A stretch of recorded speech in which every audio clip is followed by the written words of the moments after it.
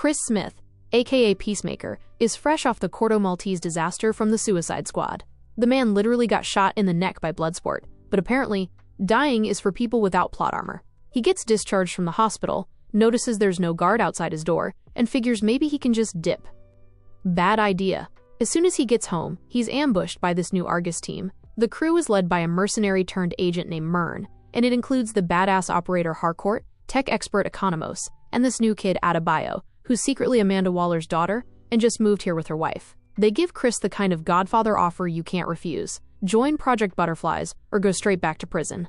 Oh, and to make sure he doesn't get cute and run, Waller's planted a little brain chip in him. Try to escape and it's lights out, permanently. So naturally he takes the job. His first target is a US Senator named Royland Goff. For the first time in years, Chris is technically free. He immediately hits on Harcourt, gets rejected, predictably, and moves on to some random woman at a bar. Things are going great until that same woman suddenly turns into a superpowered zombie nightmare and starts attacking him. He scrambles for one of his special helmets, slaps it on, and vaporizes her with a sonic blast. Harcourt swoops in and helps him slip away, but the team can't risk Chris getting arrested, so they frame someone else.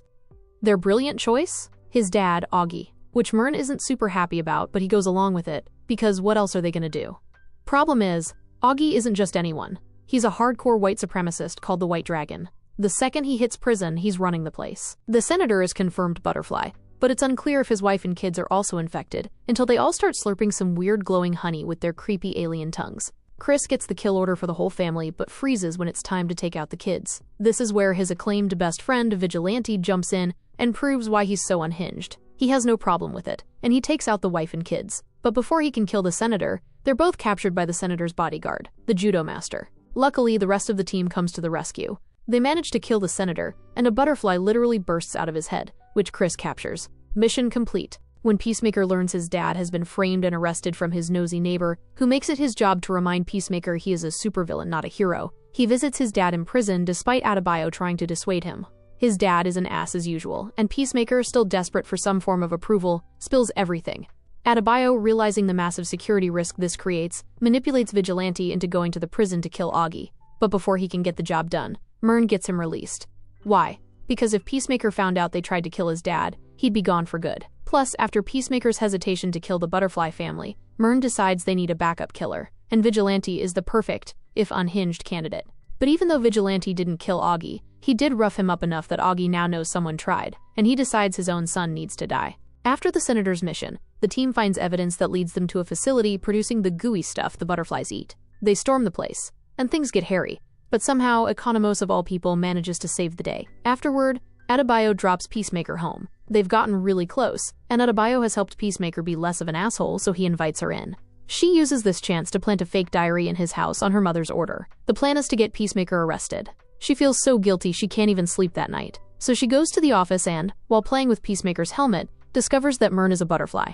It turns out Harcourt and Economos already knew. He's a good butterfly who wants to stop the others, and inhabited a bad man's body to do it. The butterfly's whole deal is that their planet is dying, so they're trying to take over Earth. The new mission is to find their food source, something they call the cow. Augie spills everything to the cops that he was framed.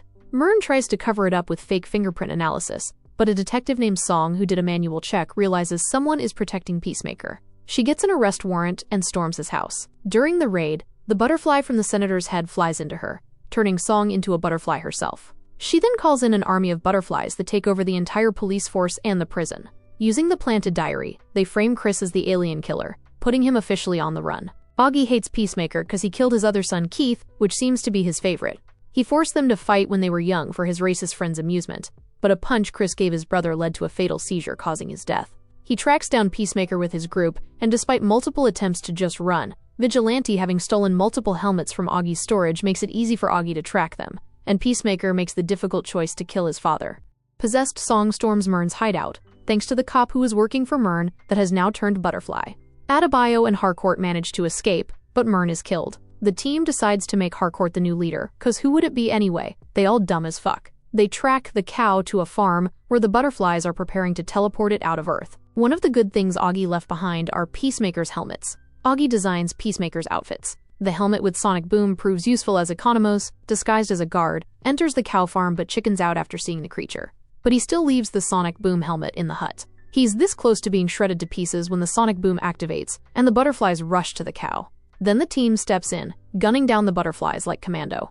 But Harcourt gets shot, and Adebayo, that has been saying this job of killing people and betraying people isn't for her, steps up and puts on her badass shoes, coming to Harcourt's rescue as a butterfly is about to enter her mouth. The butterfly that entered Song was catered to by Peacemaker before it escaped, so now possessing Song, she tries to placate Peacemaker that what they are doing would bring the peace he has always wanted. But Peacemaker has grown quite attached to his team, and he knows if these butterflies are not stopped, his team and humanity would die. So he activates the human torpedo helmet on Adebayo's head and launches her straight into the cow, killing it. Then he puts a bullet in Song's head. The Justice League shows up just in time to do absolutely nothing, and Chris is not thrilled. In the aftermath, a severely injured Harcourt regains consciousness and holds hands with Peacemaker, who has been by her bedside for days. Wait, is this the beginning of a relationship or a friendship? After apologizing to Peacemaker for betraying him, and Peacemaker finally admitting Adebayo is his second best friend after Eagly. Vigilante must not hear though. Adebayo holds a press conference and exposes her mother, Amanda Waller, revealing Task Force X and the clandestine operation to the world. She confesses that she planted the diary in Peacemaker's home, clearing his name. Economos returns to his desk job, cherishing the moments he spent with his team. Judo Master is still roaming around the street, causing havoc. And the butterfly that once possessed Song returns to Chris instead of getting stomped out, because apparently we're just fine with this until it finds someone else to crawl into. Dude, the second season of Peacemaker just hits the ground running. Chris and Eagly are messing around in his dead dad's house and literally stumble into a door to an alternate world via the quantum unfolding chamber. In this alt universe, everything is perfect. His evil dad Augie is still alive, but he's not a racist. His brother is alive. And best of all, Alt Chris, Alt White Dragon, and Alt Keith are basically the world's most beloved superheroes.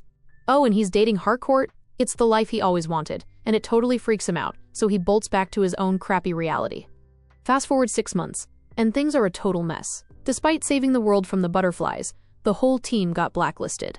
Their thanks for saving humanity? Joblessness. Adebayo's girlfriend left her, and she's unemployable after spilling those secrets to clear Chris's name. She's now running her own sad little company.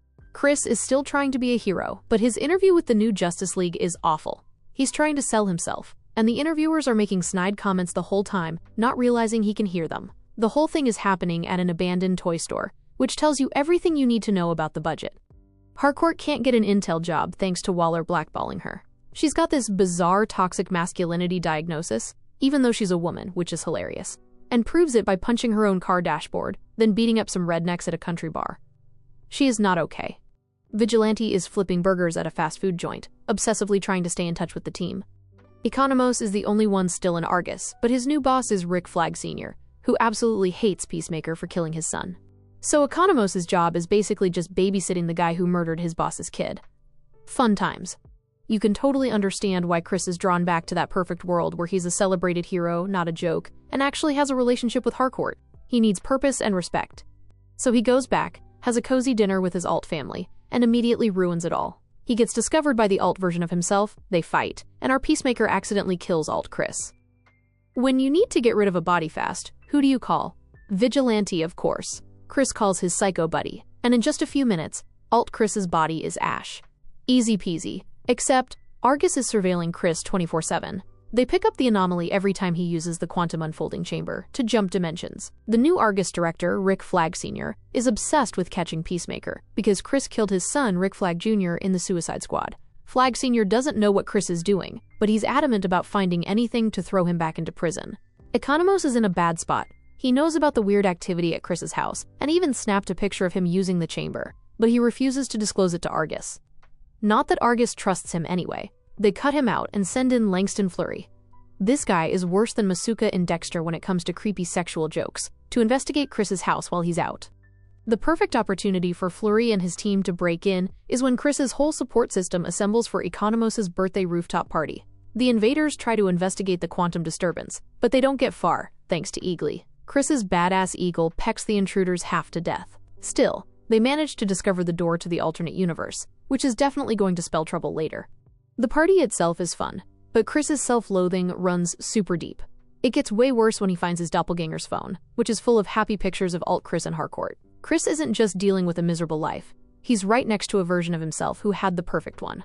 The drunken party naturally spirals into a messy argument with Harcourt, highlighting how much he pines for her and how she never seems to want to reciprocate after their one-night stand. With all that self-pity and desire bubbling up, having his doppelganger's phone in his hand is the worst possible thing. Why? Because it gives him a way to communicate with a more receptive, less damaged version of the woman he clearly loves, and maybe finally get the response he desperately wants. So he decides to dip back into the alt world. Chris Smith wakes up disoriented but quickly remembers the message he sent to his alternate reality love, Harcourt 2.0. He needs to blend in, so he treats the world like a pop quiz, slyly getting details from Keith, who reveals Harcourt 2.0 works for Argus. Then comes the biggest perk of this dimension, his custom, thematic motorcycle, the Peace Cycle. It is love at first sight, and Chris rejoices as he speeds down the street. The city adores him, and he soaks up the recognition. He meets Harcourt 2.0 at Argus headquarters, only to encounter an unexpected obstacle, Rick Flag, who is Harcourt 2.0's goofy, wannabe boyfriend. Chris easily brushes him off. When he and Harcourt 2.0 step out, he surprises her by being deeply vulnerable, confessing he has changed, and that his love for her is intensifying. Harcourt 2.0, who is hurt by the alternate Chris, admits that if he is truly sincere and gives her time, they might have a chance. Their heart-to-heart is violently interrupted by a Sons of Liberty terrorist attack on a nearby DMV. Despite having no costume, Chris is utterly effective. He effortlessly massacres the terrorists, and by sheer dumb luck, he disconnects the right cables to stop the bombs. Keith arrives in his suit and blasts the extraction helicopter. When Chris emerges, Harcourt 2.0 hugs him, and the crowd erupts in cheers. Chris is basking in his incredible day. With a smile, Chris leaves the alternate dimension, clearly planning his return. The foundation of Amelia Harcourt's relationship with Chris is irreparably damaged. A flashback reveals the painful truth. 3 years ago, Harcourt and Rick Flag Jr. shared a single, intimate night. They were each other's only true friend, and Flag Jr. was willing to risk their friendship because he had developed deep feelings for her. Harcourt knows that Chris killed the man she secretly loved, ensuring the dream romance Chris envisions can never happen with the original Harcourt. In the home reality, Peacemaker's old Argus family desperately try to get Prime Harcourt to reconsider Chris, but she remains adamant that they will not be together. Things have worsened for Chris at home. He is now public enemy number 1 for Argus following Eagly's bloody takedown of Fleury and his team. Bordeaux, an Argus agent, is convinced Eagly is a super-powered threat and has declared both Chris and his meta duck a genuine threat after discovering the dimensional portal and has issued a warrant for his arrest. Bordeaux has assembled an even larger invasion team. She drags a scared-to-be unemployed Economos back onto the team. Hires a hilarious culturally appropriating professional eagle hunter, specifically to kill Eagly. Worse, Economos' new partner is the Judo Master, a dangerous foe from Season 1. The team, led by the vengeful father of the man Chris killed, is now heavily armed and waiting just outside Chris's house to arrest him. Chris opens the door to his home, completely oblivious that his blissful fantasy is about to violently collide with this terrifying reality. The whole dimensional mess started 35 years ago. A flashback shows Augie shooting what he thought was an animal, but it was actually an alien. The Smiths stole the quantum unfolding chamber and a device that can shift the chamber's location. So yeah, Augie didn't invent the portal, he stole it. In the present, Chris realizes his house is wrecked. He gets a panic text from Economos to bail immediately, so he grabs the portal shifting device, takes Eagly, and bolts into the woods. Judo Master tries to stop him, but Chris easily knocks him cold. Chris then texts Adebayo to come get him. While waiting, Eagly is spotted by the crazy eagle hunter, Red Street Wild. As Red aims, Economos saves the day by knocking the shaman out cold. When Red wakes up, Economos gives him a ridiculous story about a second eagle attacking him, but it just amps up Red's eagerness to hunt down Eagly. Chris's plan is to move the chamber before Argus opens it. He calls Adrian to bring some doors and uses the alien device to shift the portal from his trashed house to the Smith's hunting cabin. Economos tries his best to stall the raid, but it's a tight squeeze. Just as Bordeaux unlocks the chamber door at Chris's house, it successfully shifts location. Bordeaux finds only an empty closet and flips out. Flag Sr. hears the news and decides to bring Harcourt in. He exploits her career being blacklisted by Waller to force her hand, saying he'll restore her job if she traps Chris. With Adebayo curious about why Chris is so hellbent on securing the chamber, Chris has no choice but to spill the beans about his new favorite universe. But Adebayo doesn't see a bed of roses. She calls him out, warning that when the people in the alt universe finally realize that he is an imposter, he is cooked. The advice seems to sink in, because the next we see is Chris checking if the original Harcourt will give him a chance, which is the worst timing ever. Harcourt, who seems to have taken Flag Sr.'s deal, heads to Kupperberg Park to lure him in. Her intentions are still murky. Is she a backstabber, or is she trying to warn him? While Argus focuses on the park trap, Red Street Wild proves he is more than just a racist nutjob. He taps into some genuine power, clearly showing signs of being a metahuman. His third eye lets his astral form track Eagly and, more importantly, pinpoint the Smiths' secret cabin location. A flashback shows Harcourt at Rick Jr.'s funeral, promising Rick Sr. she would avenge his son, but she had no idea she would become part of Project Butterfly and come to like her lovely team, which makes it hard for her to avenge Rick Jr. In the present, this promise is tested as she waits for Chris at Kupperberg Park as bait. Chris, being smarter than Argus expects, avoids the snipers and corners Harcourt. He just needs to know if she has any feelings for him. She tries to deflect, but eventually blurts out she doesn't like him, claiming they only get romantic when she's drunk.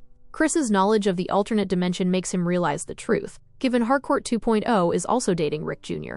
2.0 there, and Harcourt is forced to confess her past, secret relationship with Rick Jr. Chris tells her he understands. The moment they find common ground, Rick Sr. orders the takedown. As the team fails to capture Chris, Agent Bordeaux is about to shoot him. But Harcourt jumps in and incapacitates Bordeaux, proving she does care for Chris, even if it's not romantic. Bordeaux is revealed to be a cyborg. She was saved by Argus after her plane crashed, and her damaged organs were replaced by inorganic ones. At Argus HQ, Harcourt demands that Economos make Chris's arrest official to protect him from extrajudicial violence. Economos knows this will get him fired, but he chooses his friend's life over his job. While Economos works, Rick Sr. takes Chris to an unrecorded interrogation chamber, uncuffs him, and delivers a brutal ballistic beating. Chris refuses to fight back, believing he deserves it. Economos finishes booking Chris just in time for Bordeaux to rush in and stop the beating. While Chris is being brutalized, Eagly is on a side quest after Red Street Wild attempts to poison him. Eagly proves he is no ordinary bird, or perhaps the prime eagle, by summoning an entire convocation of eagles to descend on Red Street Wild and peck him. Though Red is a metahuman, he is assumed to be dead, having been overwhelmed. Adebayo and Adrian arrive at Argus HQ to retrieve a beaten-up Chris. Bordeaux confronts Rick Sr. about his violence but appears to be romantically attracted to him, allowing him the leeway to avenge his son. En route to the cabin, Chris declares he is done with this world and ready to make the leap to the perfect alternate dimension. He is resolute. He is hitting the restart button on his whole life. After being dropped off, Chris pens a goodbye letter for Adebayo. Once Eagly arrives, Chris grabs the alien teleportation device and walks through the portal with his sidekick, closing the door behind him. Judo Master, who was watching from afar, sees Chris enter the portal. His attempt to warn Flurry fails due to portal interference, so he leaves a note and follows Chris into the alternate dimension. Chris's message prompts Adebayo and Adrian to rush back to the cabin. They find Chris's goodbye note and Judo Master's note, but Chris and Eagly are gone. Chris did not take the alien portal device with him, so Adebayo and Adrian secure the device and take it back to Adebayo's apartment. Adebayo reads Chris's emotional note to Harcourt, Economos, and Adrian. The fact that the device is left behind means Chris can't come back even if he wanted to. The team now has to figure out how the device works to bring him home, if he even wants to return. Because Chris is out here living his best life, kicking Kaiju's butt, with Augie 2 and Keith 2. Harcourt 2.0 has seemingly broken up with Rick Jr. 2.0, and is ready to start a relationship with the original Peacemaker. With Chris, Harcourt, and Economos all MIA, Flurry informs Rick Sr. that his team is fractured. Rick Sr. correctly deduces that Harcourt and Economos have officially sided with Chris. Trusting that the MIA Judo Master will remain an enemy of Chris, Rick Sr. jets off to Belle Reve to meet with Lex Luthor, seeking his expertise in interdimensional tech.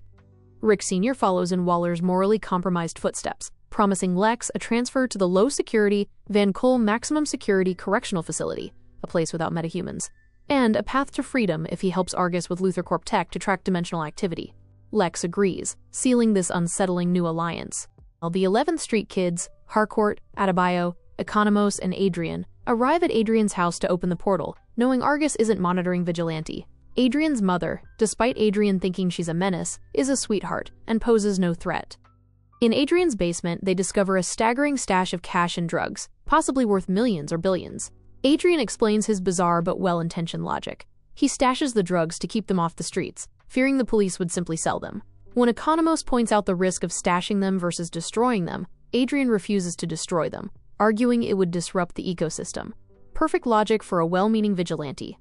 Adebayo successfully uses the alien portal device to access the quantum unfolding chamber. The four agents enter and quickly locate the portal to Chris's dimension. The alternate dimension seems idyllic. Chris and Harcourt 2.0 are now dating and enjoying a meal with Augie 2 and Keith 2. However, a selfie taken by a kid with Chris starts to distort, hinting that the intrusion is causing instability. The rescue mission immediately runs into trouble when Keith 2 walks in on Harcourt strolling through Chris 2's bedroom, forcing the rest of the crew to hide. Keith 2 offers Harcourt a ride to Argus 2, which she accepts to get closer to Chris. The team splits. Harcourt goes to Argus 2, Adebayo and Economos stay behind to clean up Eagly's mess, and Adrian goes to meet Adrian 2. Harcourt arrives at Argus 2, only to be immediately taken to an interrogation room because traces of the drugs from Adrian's basement were on her jacket. This gives her a small window to communicate with Chris. Their conversation turns into an argument. Chris can either choose the alternate dimension, where he is loved for being an imposter, Chris 2, or return home for the people who love him for who he truly is. Harcourt prepares to leave with or without him, saying her window is closing. As Harcourt leaves Argus 2, she finally points out the obvious lack of people of color in the dimension. Only then does Chris pick up a flag and notice the Nazi swastika. His best dimension ever is actually Earth X, where Germany won World War II. The happy facade shatters into a horrific totalitarian reality. The truth slams the rest of the team. Adrian learns from Adrian 2 that he is a member of the Sons of Liberty, and that Peacemaker 2 is his arch-enemy. Economos is attacked by Augie 2 at the house. Adebayo is chased through the streets by the Smiths 2's neighbors, and Keith 2 for being black. Keith 2's line, "One got out," suggests there are concentration camps for people of color. The fate of Judo Master remains a total mystery, as the story gives no hint of whether he successfully followed Chris or was destroyed by the portal. After Harcourt points out the massive mural of Adolf Hitler in the Argus 2 office, Chris and Harcourt immediately fight their way out of the building. Upon learning that this universe's Peacemaker is racist, and the Sons of Liberty are the only resistance against the Earth X Nazis, Adrian realizes Adebayo is in danger, and they head out to protect her before the white supremacists can find her. Adebayo, running from the Nazis, finds herself cornered by a backyard pool. Thankfully, Judo Master, who successfully followed Chris, pulls her out and electrocutes the pool, killing the Nazis inside. Who would have thought? Keith 2 avoided the electrocution because Augie 2 called him back to the mansion. Augie 2 reveals that he knows about alternate dimensions, having met Augie, Earth Prime, years ago. He didn't do anything because he thought there was no way the universes would overlap. He now informs Keith 2 that Chris 2 is dead, which he learned from Economos. To prevent the Earth X authorities from finding their own quantum unfolding chamber, Augie 2 decides they must bring in Chris and Harcourt before they reveal the secret. Because just like the real world, anyone with something like that is going straight to prison, so the father-son duo suit up and head out. Economos, who is stuck in the mansion, tries to get Eagly to free him, but the Prime Eagle will only take orders from himself or Chris. Judo Master takes Adebayo to a safe house, and, under the cover of night, they make their way back to the heavily guarded Smith estate. Adrian and Adrian 2 conveniently find them hiding in the woods. After some classic Adrian Judo Master bickering, they look for an unguarded entry point. Chris and Harcourt's romantic bike ride through the forest is interrupted by the police, but just as they are cornered, Augie 2 and Keith 2 arrive to save them. Back at the mansion, Chris gives a full recap of his time on Earth X. He just wanted to see how this dimension was, and that he killed the other Peacemaker by accident. He seems to move his father when he tells him that he wanted to know what it's like to have a family. Despite Keith 2 being hell-bent on killing our Chris, Augie 2 stops him. This universe's Augie is a pretty decent person. The session is interrupted by Detective Larry Fitzgibbon 2, a butterfly in Season 1 of Earth Prime, who wants to apprehend Chris.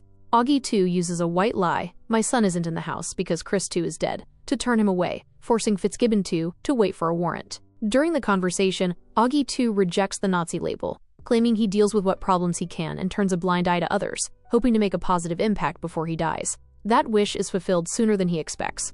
Vigilante, Adrian, crashes through a window and stabs Augie 2 to death. It shocks Chris, as he believes that his dad wasn't a Nazi in this universe, but it's too late. Vigilante's act triggers chaos.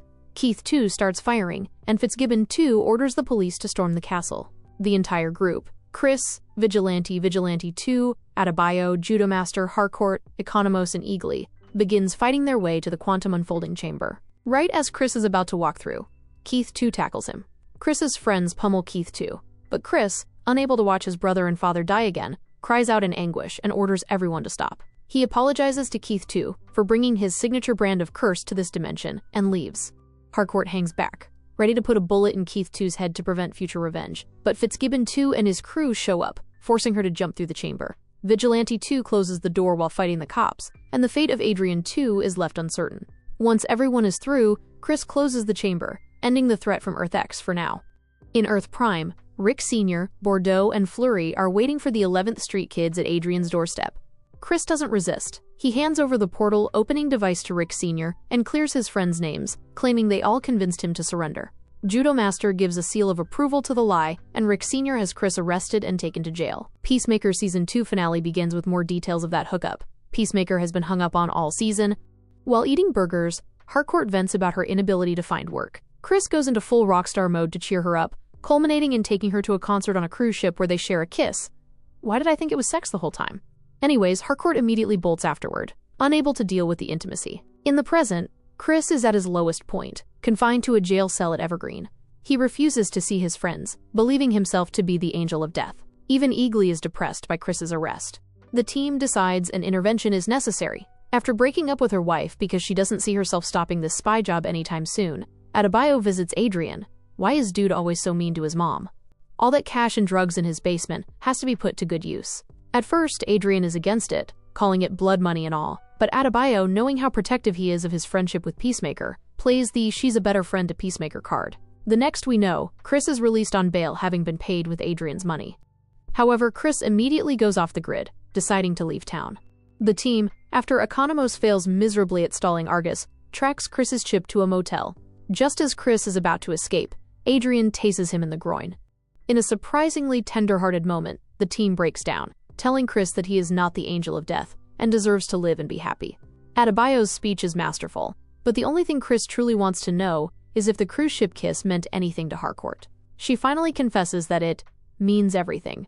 Peacemaker bursts into one of his best dance moves. While the team was focused on Chris, Rick Flag Sr. and his team, including Harcourt, have been exploring dimensional doors. After much disastrous doors, they finally find a door leading to a livable, habitable dimension. Harcourt didn't know why they were looking for livable planets. She was just grateful to get her job back. But apparently Flag Sr. wants to send metahuman prisoners to the planet. It's going to be a prison that they can't escape. Bordeaux is not okay with this, so she meets up with Harcourt, telling her everything. Bordeaux decides to ditch Argus, using Adrian's pile of cash and the skills of the 11th Street Kids to establish an independent covert operations and watchdog agency named Checkmate, a massive upgrade to Adebayo's pathetic earlier business. The following days are pure bliss for the team, with even Eagly giving Economos a hug. However, this peace is short-lived. Peacemaker is grabbed by Flag Sr. As a payback for his son, Peacemaker would be the first subject of that discovered dimension. Apparently, while signing his release form from prison, Peacemaker had been slipped a document which says he volunteered to be the first test subject of the dimension. He is brutally thrown into salvation, the dimensional door immediately erased. Stripped of his helmet and protective gear, all he can hear are the terrifying sounds of unknown creatures. That's it for Peacemaker, Season 1 and 2. What do you think? Drop your thoughts in the comments.